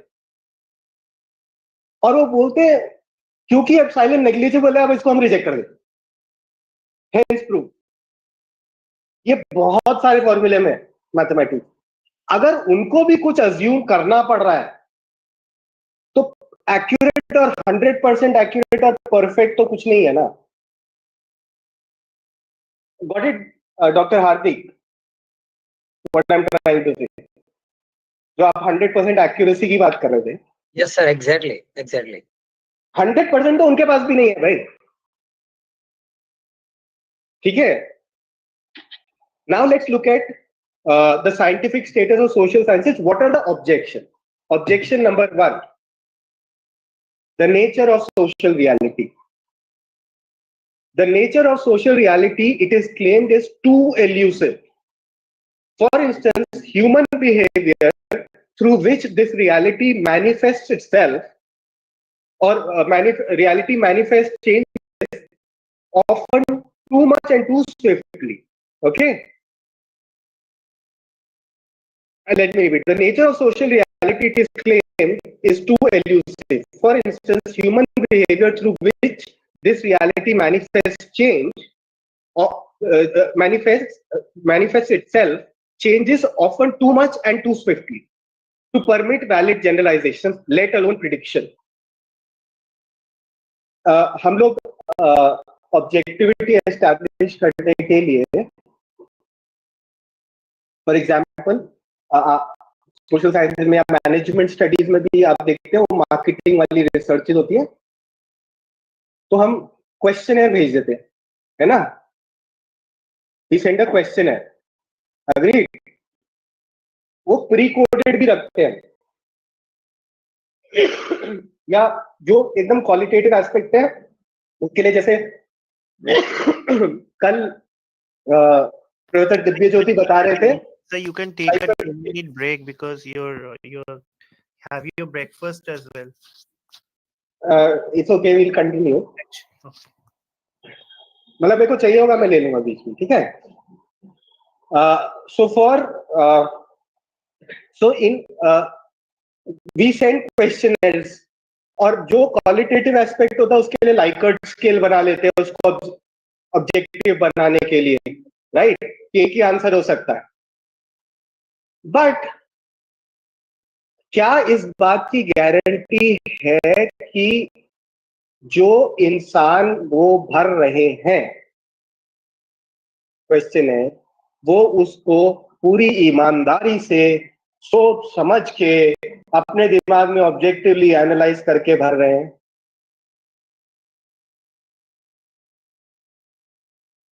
एक्यूरेसी. तो ह्यूमन, मुझे आज छोले भटूरे पसंद है, मैंने कल पिज्जा खा लिया, हो सकता है मैं पिज्जा पसंद आ जाए. आज बेचारा कोई बिजनेस वाला आदमी, वो पूरा अपना सर्वे, कोई कंपनी है वो सोच रही है कि वो एक रेस्टोरेंट अपना लॉन्च कर दे, वो कौन सी डिशेस वहां पे रखनी चाहिए, वो छोले भटूरे. भाई हमारे ओपिनियन सर्वे में सब लोग कह रहे हैं chole bhature.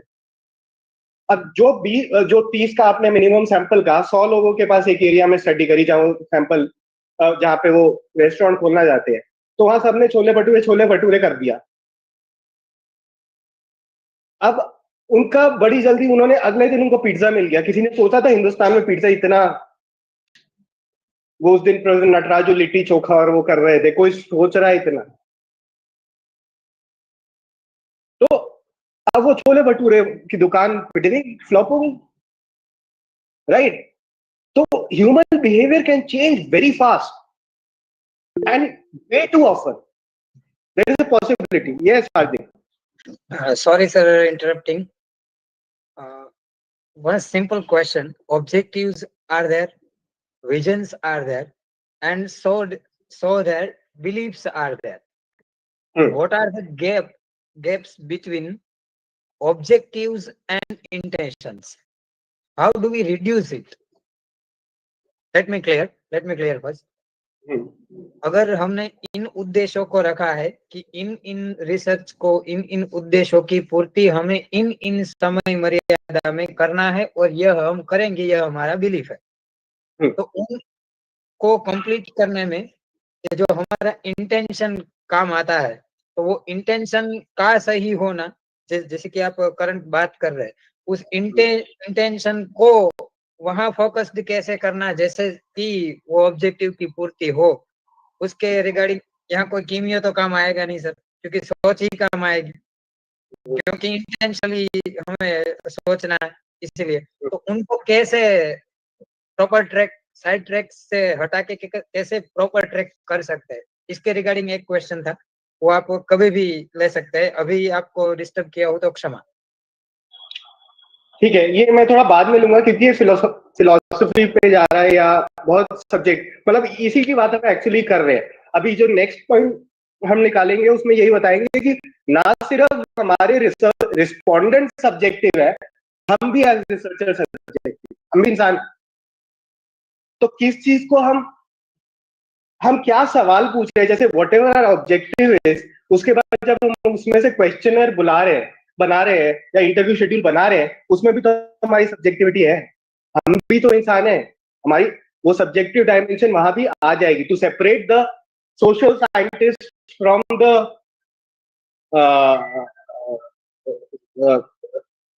From what he studying, it's not completely possible. So that is why the objection. So this is objection number one, the nature of social reality. Okay. Social reality is elusive, subtle, and complex. It is the outcome at any time of the interplay of multiple and different factors, precluding a holistic understanding. Okay.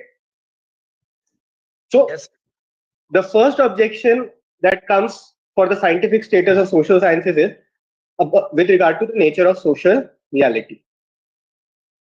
The second comes from the method of studying this social reality. What Dr. Swastik was talking about, कि हम कैसे वो उसको empiricism को borrow कर, positivism की बात, interpretivism की बात, ठीक है? The method of studying social reality, it is pointed out, lacks rigor that is demanded by science.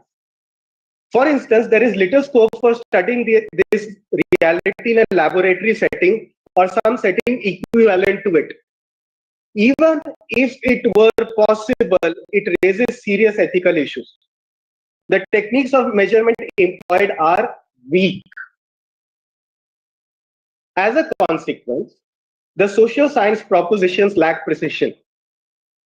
The recurrence of social reality can be neither anticipated nor simulated.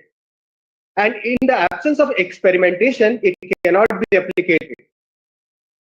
All this poses difficulty in verifying the knowledge arrived at by the social sciences. Moreover, given the complexity and uncontrollability of social reality, it is almost impossible to establish cause and effect relationship. This is with regard to the method. हम लोग lab create कर सकते हैं क्या? There are some, if Dr. Swastik is from sociology, I guess. No, sir, I am from economics. Economics. We talk about controlled observations. We try to set up a lab, but even there, that is a superficial lab in case of social science. We do it. Yes, but that is what is questioned. The method eventually is being questioned. Can you have the kind of controlled observations that you have in natural sciences and social science? So that's the second objection. The third objection is the inevitable human factor. हार्दिक जी, आपके सवाल का शायद जवाब दे दें. Finally, there is inevitable human factor in studying social reality. Both the observer, that is the subject of the study, and the observer, the social scientist studying it, are human beings and members of some society. As such, both have beliefs and values, attitudes and opinions, biases and prejudices, likes and dislikes. Do you agree or not? Anyone, do you agree with this? जिनको हम observe करेंगे और हम खुद as observers, as researchers, हमारे अपने अपने सबके बायसेस है, प्रेजुडिसेस है, बिलीफ्स है, वैल्यूज है, अलग है. जो आप कहने का मतलब यह है कि ह्यूमन फैक्टर जहां आया वहां पे there is inevitability of the idea of subjectivity. वो आ ही जाएगी, कहीं से भी वो आनी ही आनी है. The key question then is how the social scientist, who as a human being is basically subjective in disposition,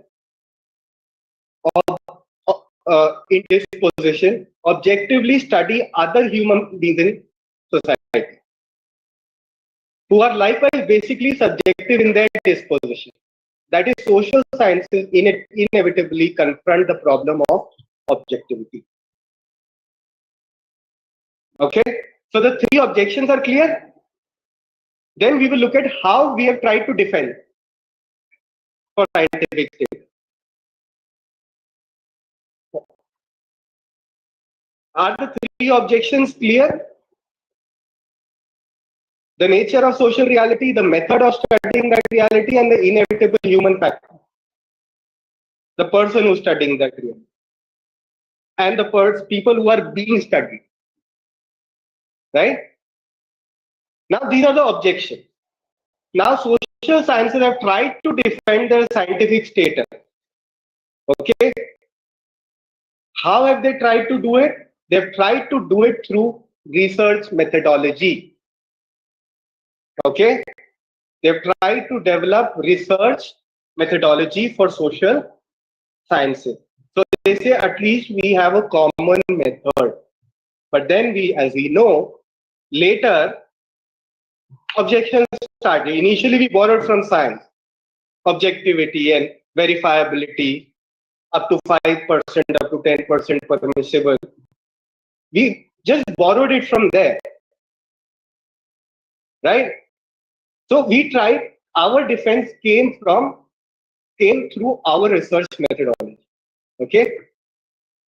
The defense for our scientific status of our research finding comes from our methodology. The objections and apprehensions to social sciences are not without basis. Often the findings of social sciences are either rejected or not taken seriously because these sources of error and contamination of their study are easily detected. However, it must be said to the credit of social sciences that in the course of their evolution, there has been a considerable critical reflection on the nature of their disciplines as a science and the strategy that they can and cannot adopt to approximate and the strategy that they can and cannot adopt to approximate the ideal of science in the quest of knowledge. This continuing reflection and strategizing in the social sciences is discussed under the rubric research methodology. Okay? Dr. Sasi, do I answer your doubt? That how are we defending the status? By developing a rigorous research methodology. और उसके क्या contention था उस पे हम लोग बहुत debate करेंगे, पर ऑब्जेक्शंस तीनों समझ में आए और हमने क्या डिफेंस दिया कि we have a method, we have a tested kind of a method to study social science.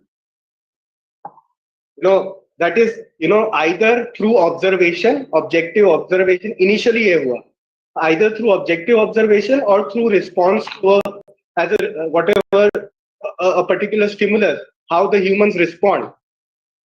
उसके बेसिस पे हम लोगों ने अपना एक rigorous method हमने बनाने की कोशिश की, which was labeled under the broader umbrella of positivism. ठीक है यहाँ तक? Okay, so this was part one of my. Fortunately, I've got enough time now. But अगर मैं एक ही session होता तो we would have stopped, and I would have, although I don't remember, quoted the same line that Professor Dibya Jyoti was quoting, कि जो मुकाम तक ना पहुंचा उसे अच्छे, I don't remember, but एक अच्छे मोड़ पर आकर छोड़ देना पड़ता है, but थोड़ा सा आगे जा सकते हैं हमारा मोड़. So now the second, in the first aspect, we tried to talk about from the beginning. If I see, we talked about research. What is research? It starts with the idea of questioning and attempting to answer, but we largely began with that research is connected to the idea of quest for knowledge. And we started to talk about why humans have a quest for knowledge. We identified two reasons, right? One reason was curiosity. The other was in helping us organize ourselves, our lives better, useful for us, either to satisfy our curiosity or it should be useful to us, the knowledge. So because of this quest, we started to accumulate more and more knowledge, and then language made it possible for human beings to transmit this knowledge. और वो फिर evolve होता चला गया. Initially, in informal system we talked about of socialization, then complex institutions बने, गुरुकुल बने, universities बनी, schools बने, colleges बने. तो वो इंस्टीट्यूशनलाइज भी हुआ. तो आज अगर हम देखते हैं जो हम नॉलेज कहाँ से गैदर करते हैं, तो वो हम सोशलाइजेशन से भी गैदर करते हैं. जो हमारे बड़े बताते हैं, जो हमारे ट्रेडिशंस बताते हैं, जो हमारा धर्म बताता है, जो हमारा रिलीजन बताता है. मैं अलग अलग बोल रहा हूँ, ठीक है. जो हमारा इंट्यूशन हमें बताता है, जो हमारा एक्सपीरियंस हमें बताता है, और जो हमें साइंस बताता है, सब कुछ साथ लेके चल रहे हैं. अब आज की even today we can not say that the only one source of knowledge is relevant. No matter how much the colonial, उसका क्या है हिंदी ट्रांसलेशन था, औपनिवेशिक. हाँ, औपनिवेशिक डोमिनेंस चाहे जितनी भी हो, हेजीमनी जितनी भी हो, we have to accept that as humans we rely on all possible sources of knowledge. Okay, एक क्योंकि डोमिनेंट है, ताकत है, उसका मतलब ये नहीं है कि वही सही है. That is a colonial mindset. But at the same time, what I say is, since it is the dominant mindset, it is important to know it first before critiquing it. And we should critique it not just for our own glory, right? We should critique it for the right reason. What Professor Nataraju highlighted in his session the other day, that in between there was a kind of gap in between. It came. Our knowledge was not getting transmitted.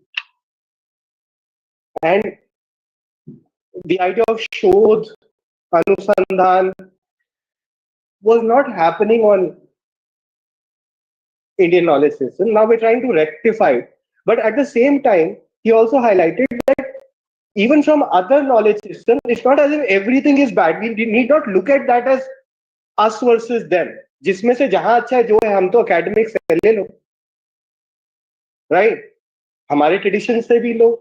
ये जो western में scientific वाले में जो उनका जो science का relative definition है और उनके जो रिसर्च अप्रोचेस है उसमें भी है. अब कोरोना आया तो हमने भी वो वाली साइंस भी यूज करी ना. वैक्सीन जो हमने अपना बनाया उसके लिए हमने यूज तो करी ही. तो हाँ, हमको पहले से पता है, ओके, पर आगे भी तो फिर बढ़ाना है ना. तो जिस तरीके से हमें अपना नॉलेज सिस्टम समझने की जितनी जरूरत है, उतना ही जरूरत है हमें उनका भी समझने की. अगर हमारा पर्पस ये भी है, जो मुझे लगता है होना चाहिए एजुकेशन, सवाल पूछते रहो. ये हमारे ट्रेडिशन में है, उनके में भी है. वो लोग साइंस को डाउट पे बेस करते हैं, हमारे ट्रेडिशन में भी हम संवाद और डायलॉग की बात कंटिन्यूस करते हैं, right?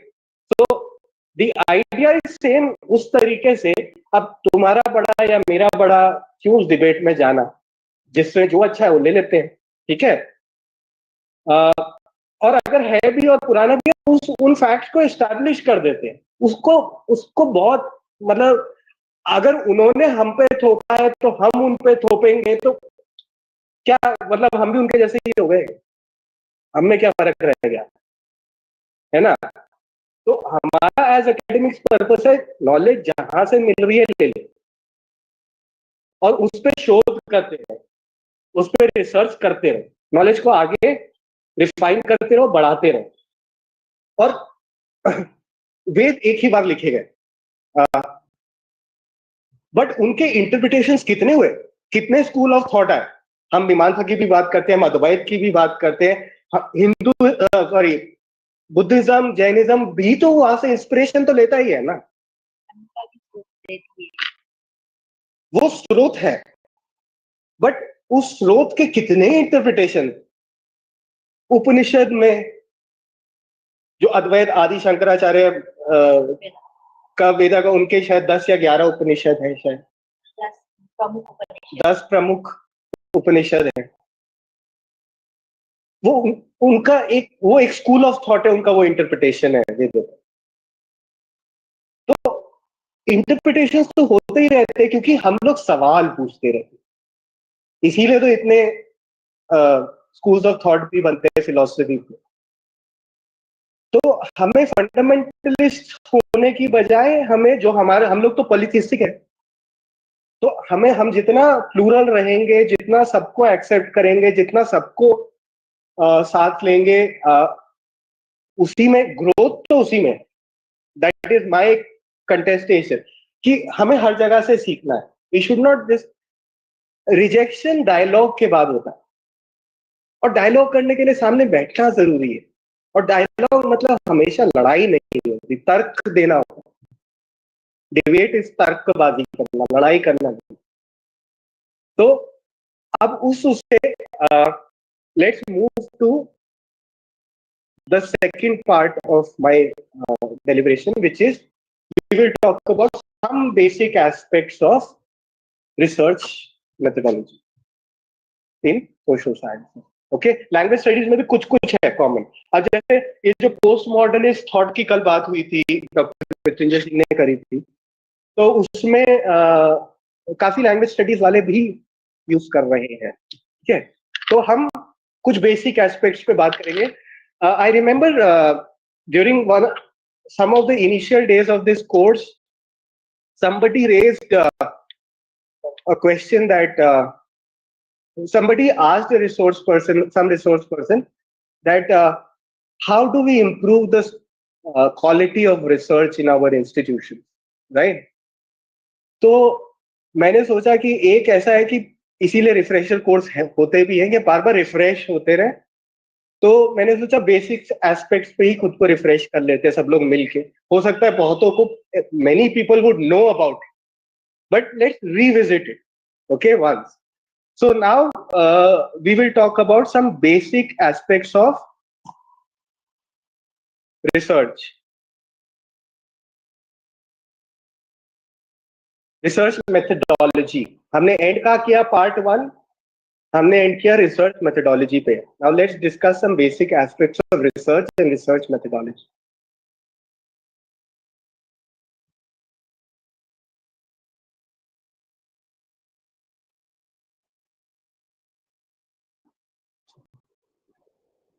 Okay, to my understanding, how I have been trained,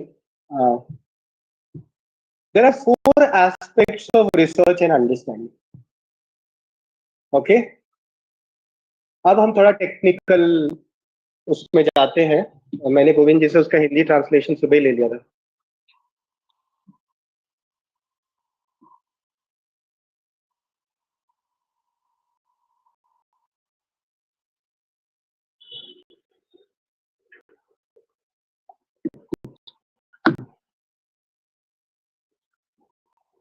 The first basic aspect of research methodology is called ontology. How many people are familiar with the term? Those who are in social sciences and languages? Deals with exists, sir. Huh. So the first basic aspect is ontology. I hope everyone is there for the Hindi and Sanskrit. Govind ji gave me the term Padarth Mimansa. Basic aspect, first basic aspect of research, Padarth Mimansa. English translation, ontology. Okay, so what is ontology? Ontological issues are concerned with being. जैसे अभी doctor बारुद्दीन ने कहा, they are concerned with being. That is, with what we believe to exist. What is the particular object of social research or subject matter of a social science discipline? Being. इसको थोड़ा हम जब एक differences करेंगे, जो 2 predominant schools of thought है, उस पे आएंगे तो उसको ना थोड़ा I will convert to layman language and see थोड़ा ट्रिविलाइज करके समझेंगे ताकि मजा भी आए और बहुत ज्यादा मतलब टेक्निकल और बोरिंग ना हो जाए। पहले मैं चारों एस्पेक्ट बता देता, ठीक है, फिर इस पे हम लोग डिस्कशन करेंगे, will trivialize it, okay. The second is epistemology. इसका ट्रांसलेशन मुझे बताया है ज्ञान मीमांसा। The second aspect of research is ज्ञान मीमांसा, एपिस्टेमोलॉजी, ओके। कोई बताना चाहेगा क्या है एपिस्टेमोलॉजी? लैंग्वेज, सोशल साइंस, सब कोई भी बोल सकते हैं। Epistemology deals with knowledge only, sir. It actually deals with the methods, the scope, the validity, and how to distinguish between the, I mean to say, the knowledge that I have and the belief that is there in the in society. So that is basically epistemology. Shibu जी कुछ कह रहे थे? It is with the origin of knowledge.